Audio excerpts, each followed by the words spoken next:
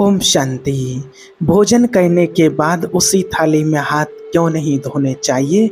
जानिए ये सच्चाई, इसके पीछे का रहस्य क्या है कि भोजन करने के बाद हमें थाली में हाथ क्यों नहीं धोना चाहिए।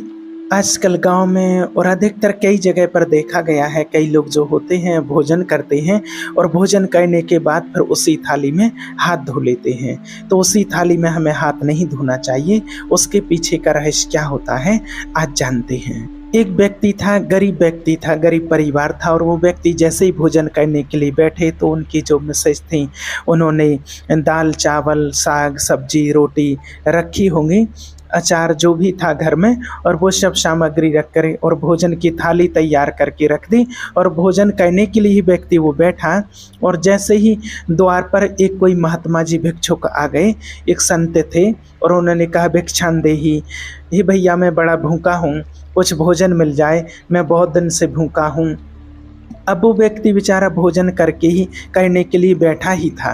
सामने थाली है और द्वार पर कोई व्यक्ति आ गया है, भूखा व्यक्ति, और उस व्यक्ति ने सत सम्मान बुलाया, आइए महात्मा जी, आइए मुनि जी, कहाँ से पधारे हैं, धन्य भाग्य हमारे जो हमारे घर पर पधारे। और उसने आसन लगाई। वो तपस्वी महात्मा थे, और आसन लगा करके फिर उनको भोजन करने के लिए बिठाया। अपनी वाली थाली ऐसी लगी कि लगी सजी हुई थाली, और उस व्यक्ति ने उस महात्मा जी के सामने रख दिया।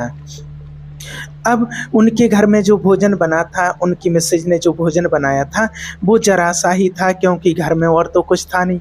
वो गरीब व्यक्ति थे, जितना था उसने बनाया। थोड़ी सी दाल चावल थी, साग थी, चावल थे, जो भी था, जो भी उनको मिला था, और वो भी कहीं कभी कभी मांग करके ही लाते थे और खाते थे, जो मिला और खा रहे थे। तो आज जो उनका भोजन था वो थोड़ा कम था उनके लिए। अब वो अतिथि आए, जो महात्मा जी थे, वो बढ़िया पंडित जी जो थे, उनने भोजन कराया उनको। तो वो बढ़िया आराम से उनकी थाली में करने लगे। वो व्यक्ति तो आराम से बैठा रहा, उनको भोजन कराता रहा। जो व्यक्ति था उसने कहा कि अब और लाओ, थोड़ा खाना और लाओ। तो उनकी पत्नी थी, उन्होंने कहा कि बस आखिरी ये 2 रोटी हैं और यही बची हैं बस।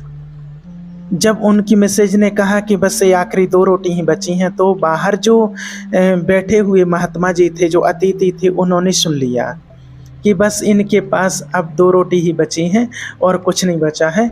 तो वो व्यक्ति दोनों रोटी लेकर के आए और कहा कि भैया ये प्रसाद पाओ, दोनों रोटी 2 रख दूं। तो उसने कहा कि नहीं नहीं, अब नहीं मुझे चाहिए। वो भी समझदार थे कि अब बेचारे ये क्या खाएंगे, तो मना कर दिया। तो उस व्यक्ति ने हाथ जोड़ करके कहा कि ना, आप हमारे अतिथि हैं, आप पेट भर के आराम से भोजन करिए। अच्छा, बोले आपकी इच्छा है तो 1 रख दीजिए। तो 1 रोटी रख दी गई और 1 रोटी बची रही। अब वो अतिथि तो बढ़िया दाल चावल सब्जी खा करके आराम से 5 रोटी खा करके पेट भर करके और खुश थे, और 5 रोटी खा करके उनका आराम से पेट भर गया और वो अपने रास्ते चलते बने। अब दोनों ये व्यक्ति पति पत्नी बचे। अब पूरे बर्तन ला करके बाहर रखे और थाली लगाई 2। अब 2 थाली लगी। अब पीछे की बची हुई जरा सी थोड़ी सी साग थी, थोड़ी सी दाल थोड़ी बहुत बची हुई थी, 1 कटोरी आधी कटोरी। अब उसमें से दोनों लोगों ने अपनी थाली, पंडित और जो दोनों लोग थे पति पत्नी, दोनों ने अपनी थाली तैयार की, और 1 रोटी बची हुई थी। तो आधी आधी रोटी दोनों पति पत्नी ने दोनों ने ले ली। थोड़ा बहुत जरा सा चावल था तो आधा आधा चावल रखा, और फिर उन्होंने दोनों ने प्रसाद पाया, भोजन किया, प्रसाद पाया। अब सोचिए कि आधी रोटी में किसका पेट भरेगा। दिन भर से व्यक्ति ने कुछ खाया नहीं, शाम को भी कुछ नहीं मिलना, एक ही बार खाना है, और नाश्ता भी कुछ नहीं हुआ, बस आधी रोटी मिली। अब आधी रोटी खाई उन्होंने, उस व्यक्ति ने जरा से, दोनों पति पत्नी ने खाए। अब जैसे ही उन्होंने दोनों ने भोजन किया आधी रोटी का, और भोजन करके और फिर उन्होंने हाथ धुले, तो उनके जो हाथ के धुलने का जो पानी था, वो पहले के लोग जो होते थे वो आंगन में बाहर लोग जा कर के हाथ धोते थे, ये थाली में हाथ नहीं धोते थे। ये परंपरा रही है, आप सबने भी देखा होगा, हमने भी देखा है कि लोग थाली में हाथ नहीं धोते थे और बाहर जा कर के हाथ धोते थे। और आज भी हम लोग हैं, बहुत लोग हैं जो कि थाली में हाथ नहीं धुलते हैं। और आप सभी ने देखा होगा बाबा का जो इतना घर है, जहाँ इतना भंडारा चलता है, जहाँ रोज़ 30 से 40 हज़ार लोगों का भोजन बनता है माउंट आबू में, भोलेनाथ के भंडारी में। और वहाँ पर इतने सारे लोग एक साथ बैठ कर के भोजन करते हैं, लेकिन उसके बावजूद भी कोई भी वहाँ थाली में हाथ नहीं धोते हैं। थाली में हाथ धोने का नियम नहीं है, थाली में हाथ नहीं धोना चाहिए। और कई लोग जो होते हैं घरों में होते हैं कि खाना खाते हैं, और खाना खाने के बाद, क्योंकि इतना लोग आजकल आलसी हो गए हैं, आलस इतना हो गया है कि उठ के नहीं जा सकते हैं वॉश बेसिन तक कि वहाँ पर हाथ धोआएं, और वहीं बस थाली में ही हाथ धो लेते हैं, वहीं हाथ निचोड़ देते हैं। हाथ कभी थाली में नहीं धोना चाहिए। थाली को खा लो, अच्छे से भोजन कर लो। पहले दाल चावल सब्जी रोटी जो भी आपकी थाली में है, एक एक दाना भगवान को देखिए, जब आप भोजन बनाते हैं तो भोजन बनाने के बाद जो बाबा के सभी बच्चे हैं और भी जो नए लोग हैं, जो चाहे वो भक्ति मार्ग में हो, तो जो भी ये भक्ति करते हैं भगवान की, तो वो भी भोग लगाते हैं। और कई लोगों का तो ऐसा नियम है कि उनके सामने जब थाली आ जाती है भोजन की, तो उसी थाली में से थोड़ा सा लेकर के वो नीचे रख देते हैं भगवान के नाम का, और भोजन लगाते हैं और पानी को लेते हैं और ऐसा थाली के चारों तरफ घुमाते हैं। उसके बाद भोजन स्वीकार करते हैं। और बाबा के बच्चे हैं तो बाबा के घर में या उनके लौकिक घर में जब भी भोजन बनता है तो पहले भोग लगेगा बाबा को, भोलेनाथ को भोग लगेगा, उसके बाद ही भोजन करते हैं। तो जब भोग लगा दिया है आपने भगवान को, तो वो भोजन नहीं रहा, वो पूरा प्रसाद बन गया है। अब उस प्रसाद का एक एक दाना, एक एक कड़ा दाना खा लेना चाहिए, उसको फेंकना नहीं चाहिए। तो थाली को अच्छे से साफ करके पहले भोजन करना चाहिए, और फिर थाली में हाथ नहीं धोना चाहिए, थाली को अच्छे से धो लेना चाहिए। अब क्या होता है, वो व्यक्ति जो दोनों पति पत्नी थे, आधी आधी रोटी खाई, भोजन किया, और भोजन करने के बाद बाहर हाथ धोने के लिए गए। तो बाहर जो हाथ धोया उन्होंने, तो वहाँ एक पेड़ लगा था उनके आंगन में बाहर। तो पेड़ के पास क्या हुआ कि एक नेवला था, नेवला बैठा था। नेवला तो आप सभी जानते होंगे, सांप और नेवले की जो लड़ाई होती है तो नेवला जीत जाता है, वो नेवला था। तो नेवला की पूंछ की तरफ पंडित जी के हाथ के धुलने का जो वो व्यक्ति था, वो बड़ा धार्मिक था। तो उसको सब लोग वैसे कहते थे, तो बिल्कुल पंडित की तरह, माना ऐसे धार्मिक प्रवृत्ति का व्यक्ति था। तो उस व्यक्ति ने जैसे ही हाथ धोया तो उसके जो हाथ धुलने का पानी था वो नेवले की पूंछ की तरफ पड़ा। पूंछ उसकी गीली हो गई, आधा पीछे का हिस्सा पूंछ का गीला हो गया, और जैसे ही पूंछ पर पानी गिरा तो उसका जो पूंछ का रंग था, आधा रंग था उसका हिस्सा, वो पूरा सुनहरा हो गया, सोने की तरह। नेवले ने पूंछ देखी, पूंछ की तरफ देखा कि उसने देखा कि मेरे आधा पीछे का हिस्सा सोने के जैसा हो गया। और उस व्यक्ति से बात की नेवले ने कि भाई आपने मुझ पर पानी डाला तो देखो मुझ पर ये रंग जैसे ही पड़ा, ये पानी जैसे ही पड़ा और मेरा रंग बदल गया, मेरी पूंछ सोने की जैसी हो गई है। आप एक काम करो, मेरे पूरे शरीर में पानी डाल दो, मैं सुंदर हो जाऊंगा। तो वो व्यक्ति बोले, नहीं, मैंने तो अपना हाथ धुल लिया है। तो नेवले ने कहा कि ठीक है भाई, कोई बात नहीं, आप ये बताओ कि आपके पानी डालने से मेरे इस शरीर का रंग कैसे बदल गया, सुनहरा हो गया है, सोने के कलर का हो गया है। अब मुझे पूरा शरीर सोने का करना है, पूरा शरीर सोने की तरह चमके मेरा, ऐसा करना। आधा हो गया, आधा बताओ कैसे होगा, कल मैं आऊं और कल मेरे ऊपर फिर हाथ धो लेना। तो वो व्यक्ति बोले, नहीं, अब तुम जाओ धर्मराज युधिष्ठिर के राज्य में, धर्मराज युधिष्ठिर के राज्य में जाओ, वो यज्ञ कर रहे हैं। उस यज्ञ में बहुत सारे तपस्वी महात्मा आएंगे और बहुत सारे ब्राह्मण आएंगे, और जहाँ वो ब्राह्मण लोग हाथ धुलेंगे, वो तपस्वी महात्मा हाथ धुलेंगे, धर्मराज युधिष्ठिर सबको अन्नदान कर रहे हैं, बहुत बड़ा यज्ञ हो रहा है। जाओ, यदि तुम्हारा किसी भी व्यक्ति के, किसी ब्राह्मण, किसी तपस्वी के जल से हाथ धुलने से अगर तुम्हारा रंग सोने का हो जाए तो समझ लेना कि धर्मराज का यज्ञ पूरा हो गया, संपन्न हो गया। अब वो नेवला बड़ा खुश धर्मराज युधिष्ठिर के राज्य में पहुंचा और जहाँ बहुत सारे लोग भोजन करते, तपस्वी थे, एक से एक महात्मा थे और कुछ उसमें ब्राह्मण भी थे, जहाँ सब लोग हाथ धोते थे और वहाँ पर नेवला जा कर के बैठ गया। हजारों नहीं लाखों लोगों ने, ब्राह्मणों ने, महात्माओं ने, लाखों लोगों ने प्रसाद पाया वहाँ पर और सभी ने, लाखों ने हाथ धोए, लेकिन नेवले का रंग सुनहरा नहीं हुआ।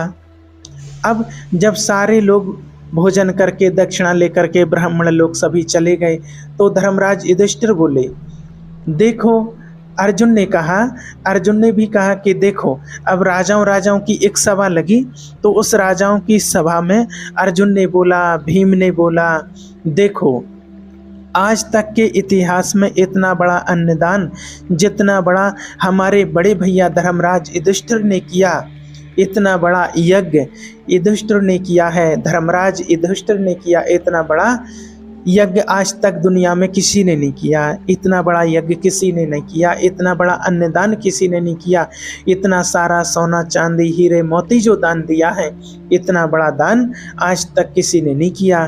तब नेवला बोल पड़ा। नेवले ने कहा, भीम भैया चुप रहो। नेवला कहने लगा, भैया चुप रहो, यहाँ कोई यज्ञ नहीं हुआ है। यज्ञ तो एक गरीब व्यक्ति था, उनके घर में हुआ था। तो कौन हो तुम? नेवले को बुलाया। भीम भैया ने नेवले को बुलाया कि कौन हो तुम? भीम ने पूछा, कौन हो तुम? नेवले ने कहा कि भैया मैं तो नेवला हूँ। तो तुम्हारा ये शरीर सोने का कैसे हो गया? आधा शरीर सुनहरा कैसे हो गया? नेवला ऐसा तो नहीं होता है। तुम्हारे ये बाल सोने जैसे चमक रहे हैं, ये कैसे हुआ है? उसने कहा कि भैया महाराज, यहाँ पास में एक गांव है, उस गांव में एक गरीब व्यक्ति रहते हैं जो बहुत श्रद्धा और भावना से भगवान को मानते हैं। जो कुछ भी उनको भिक्षा में मिलता है उसको वो भोजन बना करके खाते हैं। और उन्होंने हाथ धोया, भोजन करके जैसे ही हाथ धोया और जो भोजन करके जो हाथ धोने का पानी मेरे ऊपर गिरा, मेरे शरीर पर गिरा और मेरा शरीर सोने का हो गया आधा। और उन्होंने कहा, युधिष्ठिर के यज्ञ में जाओ, यदि तुम्हारा पूरा शरीर सोने का हो जाए तो समझ लेना कि उनका यज्ञ पूरा हो गया। पर सुनो, तुम्हारा तो यज्ञ पूरा नहीं हुआ है। मैंने तो कब से बैठा यहाँ गीला होता रहा, लेकिन मेरा शरीर सोने का नहीं हुआ। और तुम कह रहे हो कि धर्मराज ने इतना बड़ा यज्ञ किया, इतना दान किया है। वो बेचारा गरीब व्यक्ति था और उसके जैसे ही हाथ धुले तो मेरा शरीर बदल गया। तुम्हारे यहाँ तो इतने लोग खाए, कुछ नहीं हुआ, इतने ब्राह्मणों ने खाया, कुछ नहीं हुआ। अब जो श्री कृष्ण जी थे वो भी उस सभा में बैठे हुए थे।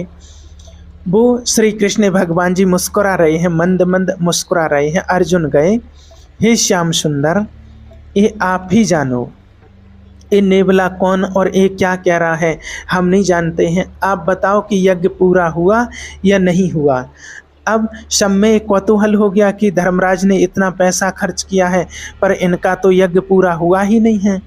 नेवला कह रहा है तो यज्ञ तो पूरा हुआ नहीं है, कि जब तक पूरा शरीर सोने का नहीं होगा तब तक यज्ञ पूरा नहीं माना जाएगा, संपन्न नहीं होगा।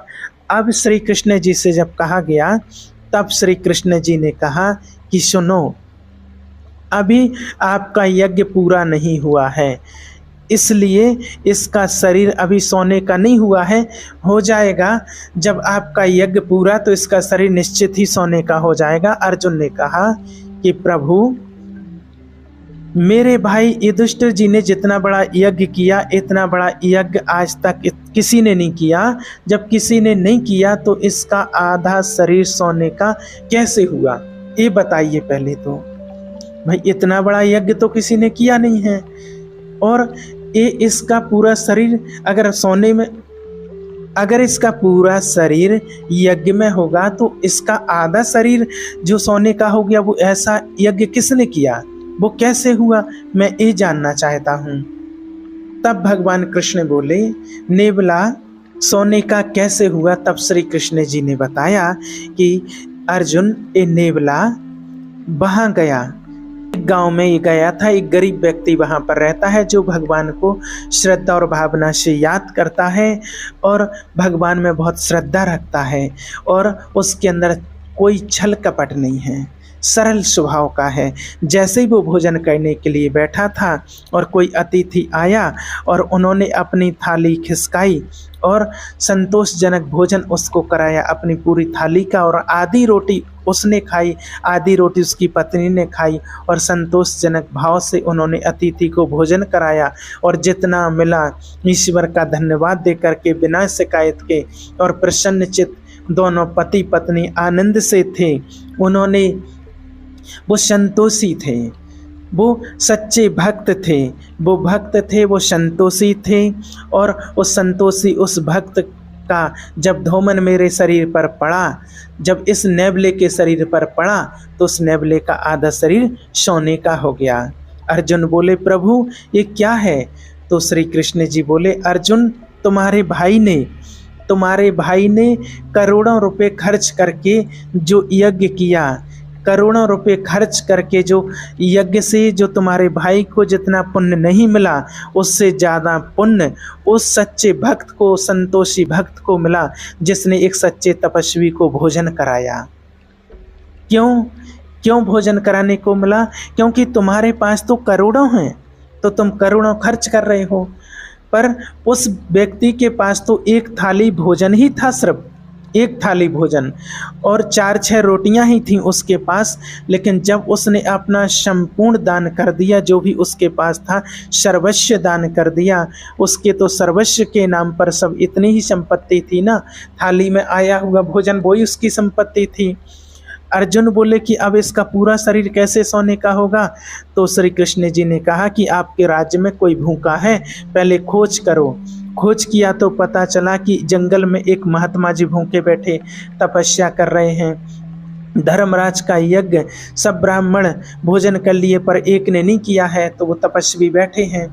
उस महात्मा जी को बुलाया गया, निवेदन किया गया कि चलिए आप भोजन करिए। वो आए, उनको भोजन कराया गया, और जब उन्होंने हाथ धुले तो उनके हाथ का धोवन उस नेवले के शरीर पर पड़ा और उसका पूरा शरीर सोने का हो गया।